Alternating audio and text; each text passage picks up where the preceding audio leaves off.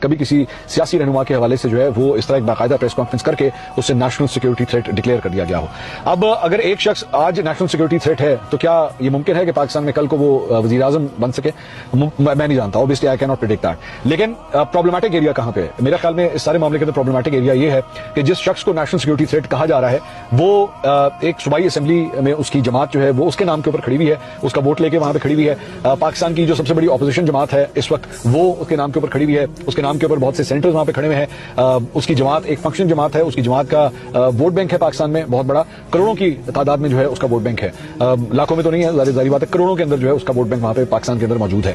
تو اس لیڈر کو national security threat declare کر دینا ظاہری بات ہے، اس کا مطلب ہے کہ اس کے کارکن، اس کے فالوورز، اس کے چاہنے والے جو ہیں وہ اس سارے معاملے سے کافی حد تک ایلینیٹ اپنے آپ کو فیل کریں گے کہ جناب ہمارے لیڈر کو جو ہے وہ یہ سب کچھ کہا گیا۔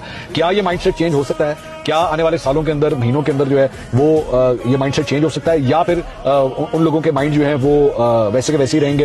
ابھی تک اگر فرینکلی اسپیکنگ اٹھا کے دیکھا جائے تو مجھے نہیں لگتا کہ عمران خان صاحب کی جو پاپولیرٹی ہے اس کے اوپر بہت زیادہ فرق پڑا ہے۔